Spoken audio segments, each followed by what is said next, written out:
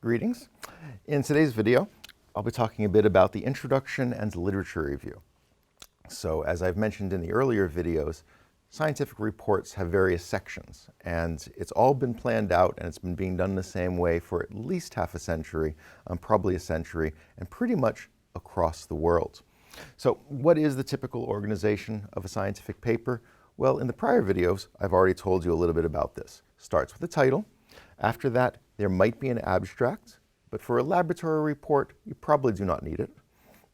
Then comes the introduction, sometimes called the literature review. Today's video, I will be focusing on this section.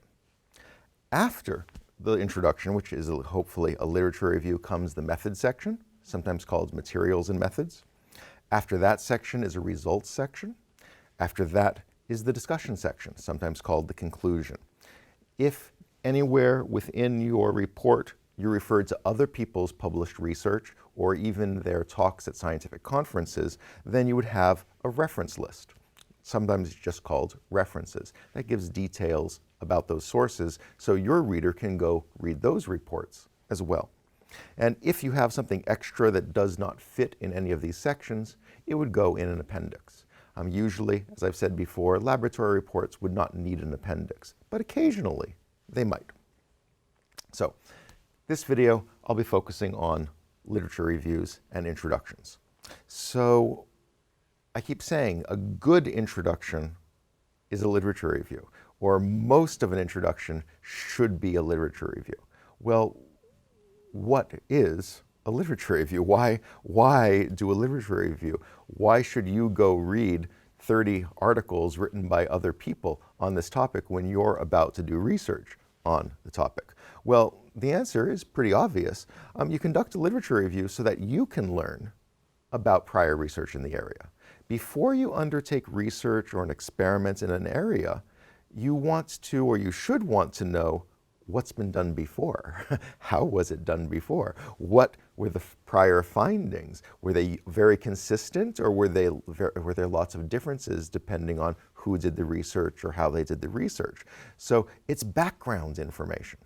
So when you're thinking about the introduction for your own reports, you want to provide your reader, remember your report is for somebody else to read, so it's for your reader to learn about what came before your research.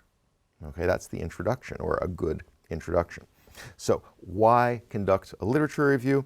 Well, a main point is to learn how prior research was conducted. Now, why do you want to know, besides that it might be interesting?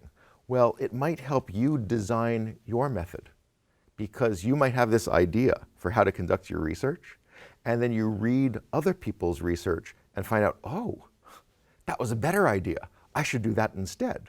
So by learning from, by studying what's gone before, it can help you design a better method for your own research.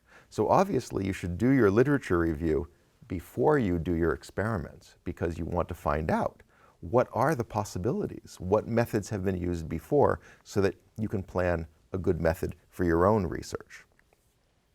Another reason for doing the literature review is to learn about the earlier findings so that you can form a good hypothesis. In an earlier video, possibly the prior video, I talked about hypothesis statements. Well, you want your research to be designed to provide support for, or to provide evidence that refutes, that falsifies your hypothesis. So to have a reasonable hypothesis, you need to know a little bit about what's happened in the past. Other researchers who have looked at this question, who've looked at this relationship, who've looked at this possibility, what did they find? If they found very consistent things, you can probably form a very good hypothesis. So by doing the literature review, it helps you write your hypothesis statement. And when you come to the end, after you've done your research and you've written up your method section and you've written up your results, and then you're starting to write your discussion, this knowledge will also help you write your discussion, because you can compare and contrast your findings with the findings of other people who have done similar research. So, as I keep saying, and I'll continue to say, the best introductions in scientific writing are primarily written as literature reviews. So what they do is they teach the reader all the background they need to understand the area. And very, very importantly, they let the reader know why you're doing the research or why you did the research, and very specifically what your hypothesis was. What was your research hypothesis? What research question were you addressing? What was the goal? Why did you do the experiment or the research? Now, I know what some of you are probably thinking. You're thinking, well, I did the research because the professor told me I had to in order to pass the class. Okay, that's usually not what we write as the reason in a laboratory report. What you should do is a literature review and think about, why might the professor have picked this experiment for me to do? What is it I might learn by doing this? And write your introduction from that perspective. There should be a good reason for doing the experiment, whatever it is, or for doing the research, whatever it is. So what is a good hypothesis related to that?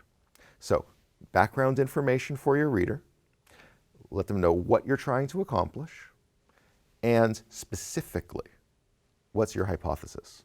Or hypotheses, research goal, research goals. Okay, so let me sort of repeat some of this, thinking very specifically about laboratory reports. This is very, very important, and a very common problem is when people do not keep this in mind. For a laboratory report, and for many things actually, you should write it so that it can be read and understood by people who do not have your background. So in the case of a laboratory report, I want you to imagine when you're writing a laboratory report, the reader is not a student in the class. The reader is never planning to take the class. The reader knows nothing about that area of science. They are an English major, they are a psychology major, and you're doing a chemistry experiment or a physics experiment. Imagine a person who knows nothing about what it is you did, does not know why you did it, has no idea what your hypothesis would have been. That's who you're writing for. So don't think, oh, I'm writing this report for my professor, and my professor knows how the research was done, and the professor knows what the results should have been. No, that's not how you write a laboratory report. It's also not how you write other scientific documents either. We always write our documents to educate somebody who does not know the stuff we're talking about. So when you write your laboratory report, write it so that it can be read and understood by, for example, students who might take the course, but who have not taken the course. They do not have the background. Write for people who did not conduct the research. They do not know what you did. You have to explain it to them. Write for people who know nothing about what was taught or discussed in the classes. So someone who's not taking the class, someone who has never taken the class. And write for people who are in a different major than you are. So if you are doing physics experiments because you are a physicist or becoming a physicist, think about the psychology major who picks up and reads your report. They need to be able to read it and understand it. So when you're writing a report, you're writing for what we call the naive reader, someone who lacks the backgrounds, the information. You must provide that. And in the case of your introduction, that's where you provide the background information. Okay, so one other note I want to make regarding writing a laboratory report. If you want to get a good grade, it's a shame to think about this, but do keep in mind that your professor is probably going to be grading what you write. So as you write, you want to do it in a way that it shows that you understand the value of the research, that you understand why this would be a good thing to do, that you understand why that hypothesis follows from the prior findings, that sort of thing. So for those of you who are more tactical, keep that in mind. But basically, if you write your report for the naive reader, someone who's not taking the course, who has a different background, and so on, this will naturally happen. So, an introduction. What's the basic flow? Well, the basic flow is, well, it'll vary depending on what you're presenting, because it matters what your research is about and so on. But as I keep saying, if possible, start with a literature review. Start by just teaching the reader things that were done before, things that were found before and move from those general findings to, we need research on this thing. And here's a hypothesis for doing it. So when you're thinking about starting your introduction, think about what's the background information that's needed, okay? So teach the reader what they need to know or what they might want to know. So what they need or what they want, either case included, okay? So let's say I was doing some sort of mathematics related research and working with imaginary numbers. Imaginary numbers, if you don't know the term in English, that's the square root of -1, okay? Imaginary numbers. Let's say I'm doing research on that. I have to assume that a sociology major might read my report. They might not know what an imaginary number is. Yeah, they might be like, oh yeah, I saw that in a high school math class once. I think I got a C on that quiz. Okay, but they don't know what it is. So they need a paragraph on what are imaginary numbers. They probably need a paragraph on what's the value of imaginary numbers. What problems have they helped solve in mathematics? They might be interested in the history of imaginary numbers. Who came up with the concept of an imaginary number? Who was it? What year was it? What problem were they trying to solve? Did they succeed or not?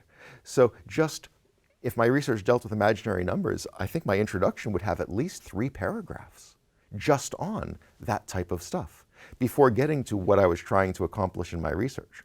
So remember, your introduction will be many, many paragraphs giving backgrounds for your reader. So teach the reader the background information they need, as well as the background information that they might want to know.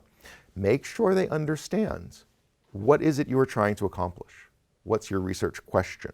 What are you trying to collect data on? Why do you want to do this? What's the potential value? Some people call this identifying a gap. So what's the missing piece of knowledge? Well, your research will fill that gap. It will provide something to fill that space. So explain to the reader why the research is valuable, why you conducted it, why you thought it would be or might be important.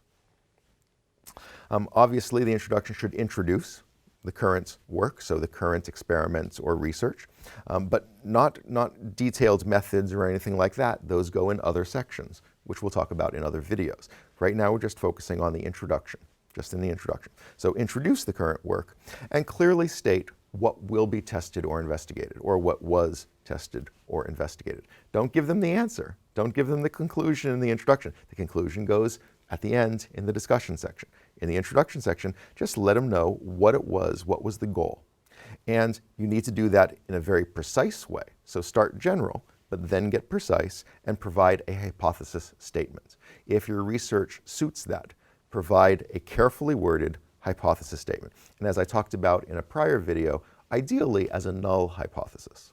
But either way, specify your hypothesis.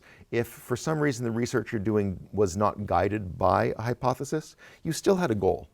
So state clearly what was your research goal. So, writing an introduction. I've already mentioned this a few times. Start general and move towards specific. So the first few paragraphs, broad background information. When you get to the end of your introduction, a single sentence specifying the hypothesis. It was hypothesized that, boom, boom, boom. Okay? So start general and move towards specific. Make sure that in your introduction, across your introduction, that you address what's already known. That's the literature review. What should be done? Well, based on what's known, then we can figure out what should be done next. So what should be done? And you might also want to think about, why should the reader care? You know, what's the import of the research? What's the benefit of the new knowledge that you hope to achieve by doing the research, by doing the experiment? Okay? So, and as I keep saying, I'm going to keep saying it, close with a very clear, very precise statement of your research goal or your research goals, or ideally, your hypothesis or your hypotheses, those that you were testing with your research or with your experiment. Now keep in mind, this hypothesis or research goal should follow from what came before it in the introduction. So such and such had already been found. We don't know the answer to this question. Because of those prior findings, it was hypothesized that this is the answer. Therefore, here's the hypothesis, and we're doing the research. Okay? So it should all flow and be integrated so that the prior research leads naturally to your research and your hypothesis. Now, just one last thing I want to mention, sort of a, not really a technical thing, but a writing thing. When you're writing or speaking, you should be picking words that convey your meaning, that transmit the meaning that you want. So do pick your words carefully, do pick them precisely. So when you are doing your literature review, if you mention 3, 4, or 5 other studies that were similar to what you did, make some links. Don't just say Tanaka found this, Suzuki found that, Kubota found this. That's just very boring, very fast. Integrate it, synthesize it, bring it all together. So if things were similar, things were sort of agreed with each other, use words like similarly, bum, bum, bum, or likewise, bum, bum, bum. Okay? But what if you look at different research and different researchers, basically the same thing, but the answers were different. Same experiment, different results. Okay, so you've got disagreements in that case. So words like however, or on the other hand, or contradicting this finding, bum, bum, bum. So pick your words to help your readers see the connections between the different studies, between the different findings. Also, always be very, very careful when you're writing anything, but especially anything scientific, to use clear and correct logic. Do be logical. So we're often addressing or trying to address cause and effect in science. Okay? So you need to be very, very clear. So probably the most common word would be therefore. Okay? Therefore gets used a lot. But there's other words. Hence. Okay? Consequently. Okay? Thus. So. Okay? So there's these various words that are used for cause and effect. Use them. Don't always use the same one, but use a variety of different words or terms, but pick words for cause and effect that convey cause and effect. Don't assume your reader will sort of guess and figure out what you mean. Pick the correct word to convey the meaning you want to convey. Another thing that comes up a lot in science is time sequences, because we do methods. We did this thing first, and then this second, and then this third. But if you keep saying and then, and then, and then, it gets very boring very fast. So you can use, of course, words like then, but you can also have other terms. So after that, blah, blah, blah. Okay? Subsequently, bum, bum, bum. Okay? This was followed by, bum, bum, bum. So think about a little bit of variety in your writing. It's not strictly required, but you don't want your reader to be unnecessarily bored. So if they're bored because it's a very objective scientific report, that's okay. But if they're bored purely because you keep using the exact same word every other sentence, look and see, are there other words you can use? Get a thesaurus, so not just a dictionary, but a thesaurus, and look up the words that are there and see if any of those might help you.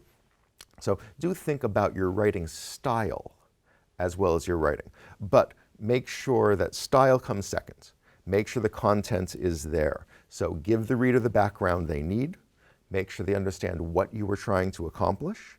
Make sure they know what your hypothesis was or your research goal. Okay? And in a nice, from general to specific style. And that will be your introduction section. And then, to the extent possible, make it a pleasant experience to read by good word choice and a variety of terms for various things. So I hope that is helpful for you. And I will maybe see you again, or you will see me in another video when we talk about the method section. So, thank you for watching.